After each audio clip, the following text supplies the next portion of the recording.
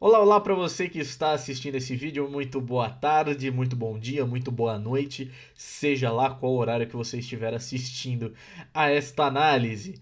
Hoje vamos conversar sobre as oitavas de final da Copa do Brasil.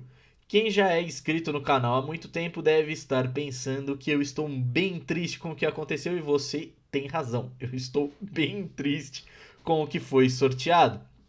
Mas enfim, como eu ia dizendo, as oitavas de final da Copa do Brasil, além dos seus mandos, foram sorteadas nesta terça-feira, 7 de julho. E tivemos clássicos estaduais e clássicos regionais, tem reedição de final, muita coisa interessante acontecendo neste sorteio para esta fase da competição. Então, antes da gente começar a análise, não se esquece, se inscreve no canal, ativa o sininho para não perder nada do que vai sair por aqui e deixa também o seu like e o seu comentário dizendo o que você achou das partidas. As partidas, inclusive, que são essas: Corinthians e Santos, Atlético e Bahia, Atlético Paranaense e Bahia, Fortaleza e Ceará, América Mineiro e Botafogo, São Paulo e Palmeiras, Goiás e Atlético Goianiense, Fluminense e Cruzeiro, Flamengo e Galo. Então, você viu aí, né? Temos clássicos regionais, temos clássicos estaduais, né? Os clássicos paulistas, Santos e Cruzeiro, Santos e Corinthians, perdão, São Paulo e Palmeiras. Temos o clássico rei, né? Lá do nosso Ceará, Ceará e Fortaleza. Além do clássico goiano, o Atlético e o Goiás. E a reedição do clássico regional que decidiu a Supercopa é o Flamengo enfrentando o Galo. Vamos. É o seguinte, a gente pode discutir aqui a questão do favoritismo e tudo mais, mas a gente tem que lembrar que a Copa do Brasil, e até por conta da Copa do Mundo no final do ano, a Copa do Brasil e as Copas continentais, a Sul-Americana e a Libertadores, estão acontecendo muito próximas, e elas vão acontecer muito próximas mais uma vez. Então, dependendo do objetivo de cada equipe, pode acabar sendo que um favorito entre com um time reserva, com um time misto e acabe ficando pelo caminho. Diante disso, a gente não tem como saber o que cada treinador está pensando e a gente avalia aqui de acordo com o que a gente conhece das equipes, não do que a gente acha que elas podem entrar em campo. Fechou? Vamos começar com a ordem, na ordem, né, que tá o post aqui da TNT Sports que eu tô vendo. Vamos começar então com o primeiro clássico paulista, Corinthians e Santos. O Corinthians manda a primeira partida em Itaquera e decide na Vila Belmiro. Mas o favoritismo eu ainda acredito que está do lado do Corinthians. O Vitor Pereira não enfrentou o Santos, pelo que eu me lembre, no Campeonato Paulista. E o time com o Vitor Pereira, né, o Alvinegro com o Vitor Pereira, cresceu muito de rendimento. Não à toa é o líder do Campeonato Brasileiro no momento que eu gravo esse vídeo. E tem um time muito completo, muito competente, com várias peças de reposição que podem fazer o time do Vitor Pereira ficar mais ofensivo ou mais defensivo. O Corinthians vem mostrando grande variação tática, o que é interessantíssimo. Enquanto o Santos também tem trabalho novo, o argentino Fabian Bustos, e fez o Santos crescer também. Mas eu ainda acho que o elenco do Corinthians é um pouco mais completo. E por jogar bem na sua casa, em Itaquera, eu acredito que o Corinthians tem condição de fazer o resultado em casa e não se preocupar tanto com a volta. Até porque vai ter que se preocupar também com o Boca Juniors na Libertadores. Então eu acredito que o Corinthians seja esse favorito nesse primeiro confronto. O segundo confronto, Atlético Paranaense e Bahia. O Atlético Paranaense fazendo boa campanha, uma campanha de recuperação, se classificou também na Libertadores e melhorou muito o seu futebol desde que o Luiz Felipe Scolari, o Felipão, assumiu o time. O Pablo voltou a marcar gols, estava sem confiança desde que tinha voltado do São Paulo. E o time do Atlético Paranaense vai se encaixando no esquema de jogo que o Felipão vem definindo. Não à toa cresceu nas últimas partidas. Do outro lado, o Bahia vem fazendo uma Série B bem regular. A gente não tem uma competição continental com o Bahia para poder fazer essa análise, essa comparação com o Furacão. Mas eu ainda acredito que o Bahia pode endurecer. Mas o Atlético Paranaense vai fazer uso da Arena da Baixada no primeiro jogo e vai sim fazer uso do seu favoritismo e acredito que deve passar sobre o Bahia, mesmo o tricolor de aço definindo o jogo lá na Fonte Nova. Então acredito que o Atlético, por questão do elenco, por questão do crescimento maior sob o comando do Felipão, acredito que o Atlético deve acabar passando. No Clássico Rei, a gente tem dois momentos distintos. Fortaleza avançou na Libertadores, teve uma boa campanha de recuperação na fase de grupos e avançou num grupo complicado que tinha o Colo-Colo, né, e o River Plate. O River Plate avançando em primeiro, Fortaleza em segundo, mas venceu a primeira no Brasileiro só na última rodada contra o Flamengo e continua na lanterna do campeonato. Já o Ceará ele avançou com uma melhor campanha da Copa Sul-Americana, melhor campanha da fase de grupos, superando inclusive o São Paulo, que também foi um dos destaques da competição.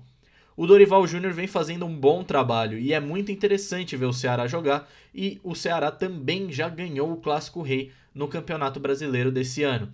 Eu acredito que por essas razões, por esses motivos, o Ceará é o favorito, até porque o Fortaleza deve se concentrar na Libertadores, pega o Estudiantes e também deve se concentrar em fugir da zona do rebaixamento do Campeonato Brasileiro.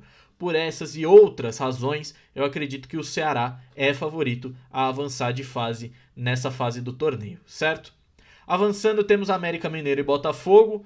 O Botafogo do John Textor, né? O Botafogo novo rico do futebol brasileiro, contra o América. O Botafogo não está em nenhuma competição, né? Nenhuma competição continental. Voltou da Série B ano passado. Já o América foi eliminado da Copa Libertadores, não foi nem para a Sul-Americana. O América agora com o Wagner Mancini, o Botafogo com o Luiz Castro, né, o português Castro. Vale lembrar que o Botafogo ele vem numa reestruturação e vem fazendo bons jogos. O Matheus Nascimento, o Erisson, esses jogadores que o Botafogo acabou trazendo foram muito importantes para um desenvolvimento maior do Botafogo, que também cresceu muito no comando do Castro. O América até melhorou com relação ao seu antigo treinador, se eu não me engano era o Marquinhos Santos, para o Wagner Mancini. Mas eu ainda acredito que o Botafogo tem mais condições de avançar de fase. Agora, o confronto que me deixou mais feliz em todo o torneio: São Paulo e Palmeiras. Bom, acho que a gente não precisa entrar muito no mérito de que o Palmeiras é favorito, né? E aqui eu vou me alongar um pouco mais porque eu também quero dar a minha opinião como torcedor, não apenas avaliando os fatos, mas eu quero dar um meu testemunho como torcedor do que eu penso sobre esse jogo. Aqui não tem muito mistério, o Palmeiras é favorito. Melhor técnico do Brasil, bicampeão da Libertadores, vem fazendo bons jogos e vai contar com o retorno do Everton, do Gustavo Gomes, desses jogadores que estavam em seleção, e deve contar, pelo menos no jogo da volta, com o retorno de lesão do Rafael Veiga, que vem sendo o principal jogador palmeirense na temporada. O São Paulo, por outro lado, tem algumas lesões. O Gabriel Sara não volta, não deve voltar até outubro, enquanto o Nicão pode estar voltando de contusão. E tem todo o retrospecto. O São Paulo venceu o Paulista do ano passado, mas perdeu a Libertadores e o Paulista desse ano para o Palmeiras, com atuações horrorosas dentro do Allianz Parque, onde será o palco do confronto decisivo. O São Paulo começa no Morumbi e termina decidindo no Allianz Parque, tal qual nas duas últimas eliminações, nos dois últimos encontros em mata-matas contra o Palmeiras. Então, o Palmeiras favorito nesse confronto.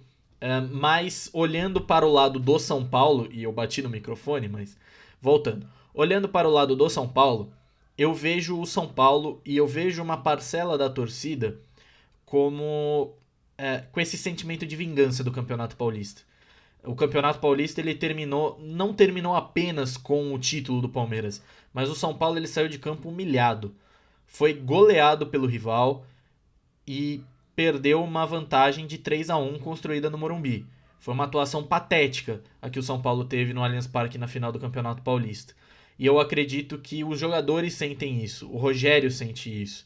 E o Rogério mesmo disse, é uma ferida que não vai fechar.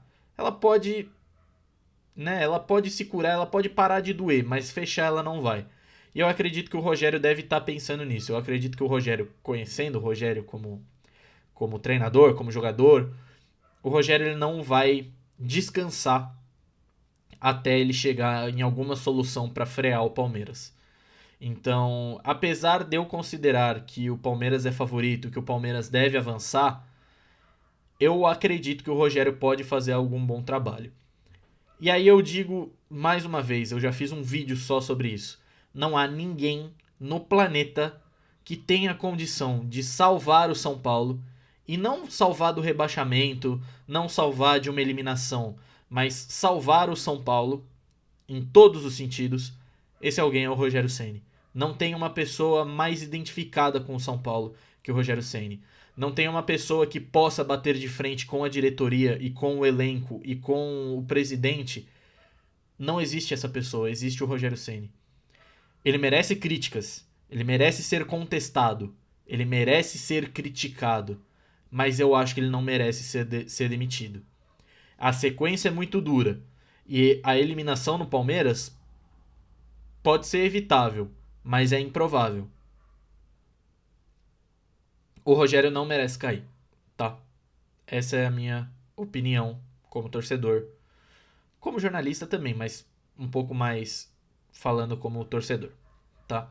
Então o Palmeiras é favorito, mas eu acredito que o São Paulo tem condições, principalmente dentro do Morumbi, que é o principal trunfo do São Paulo ao longo da temporada e da última temporada também, sob o comando do Rogério Ceni. São Paulo tem condições de no Morumbi complicar um pouquinho a vida do Palmeiras. Temos que ver também, porque o São Paulo encara a Católica na Copa Sul-Americana, enquanto o Palmeiras deve enfrentar o Cerro Porteño, se eu não me engano, na semana seguinte pela Copa Libertadores, certo? Avançando o clássico goiano, Atlético Goianiense e Goiás, eu vejo o Atlético Goianiense um pouquinho acima.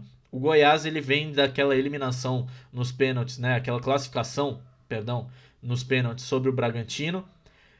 Mas o Atlético Goianiense vem mostrando um trabalho um pouco melhor no Campeonato Brasileiro.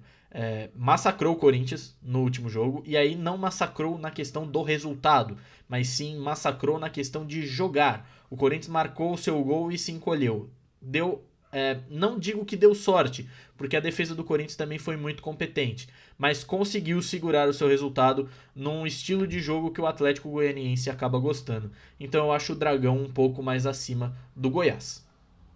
Fluminense e Cruzeiro, acredito que o Fluminense num começo de trabalho do Diniz, mas que vem se mostrando um trabalho até eficiente, com o Ganso voltando a jogar muita bola depois da lesão também. Acredito que o Fluminense seja um pouco acima pela qualidade do seu conjunto, com o Ganso, com o Germancano, com a experiência do Fred, com o Fábio, ex-Cruzeiro também. Então acredito que o Fluminense venha um pouco acima, embora o trabalho do Cruzeiro na Série B seja muito invejável. Também é um time que foi adquirido recentemente, né, adquirido pelo Ronaldo, e vem fazendo um bom trabalho com o seu técnico e na sua competição, que é a Série B, onde lidera. Mas acredito que a qualidade do elenco do Fluminense é um pouco superior, e vale lembrar que o Fluminense só disputa o Brasileiro e a Copa do Brasil, não, assim como o Cruzeiro não vai ter uma Sul-Americana para pensar também. E aí o último confronto é a reedição da final da Supercopa, Galo e Flamengo. O Flamengo, neste momento, né, dia 7 de junho, não demitiu o Paulo Souza. Pode ser que não seja o português o técnico do rubro-negro contra o Galo. Mas até o momento vem se mostrando muito instável a equipe do Flamengo. O Galo vem um pouco mais forte, vem um pouco mais estável. Então, acredito que o Galo do Turco Mohamed pode acabar fazendo uso também do seu elenco e da sua fase atual para passar sobre o Flamengo. Vale destacar, esse é o confronto mais equilibrado de todos que a gente citou aqui. Flamengo e Galo são aquele top 3 junto com o Palmeiras que a gente sempre coloca para qualquer competição. Mas pela fase que o Flamengo vem passando sob comando do Paulo Souza, acredito que o Atlético tem um pé na frente do Flamengo para avançar. Fazendo um resumo, acredito que o Corinthians passa sobre o Santos, o Atlético Paranaense passa do Bahia, o Ceará passa do Fortaleza, Botafogo passa do América, Palmeiras passa do São Paulo, Atlético Goianiense passa do Goiás, Fluminense passa do Cruzeiro e Galo passa sobre o Flamengo. Depois a gente sorteia também, né? A CBF vai sortear também as quartas de final e aí a gente já conhece o chaveamento até a final da Copa do Brasil. E aí nós voltamos aqui para comentar também essa fase da Copa do Brasil e ver o que eu errei e o que eu acertei, certo? Mas eu quero saber de vocês o que vocês acharam desses confrontos e quem vai avançar para as quartas de final da Copa do Brasil. É isso, gente. Muito obrigado para você que ficou aqui até agora. Não se esquece de se inscrever no canal, ativa o sininho, deixa o seu like e, por favor, mais uma vez, deixa aqui embaixo o que você achou e quem que vai passar de fase na Copa do Brasil, certo? Eu vou ficando por aqui. Muito obrigado e até a próxima.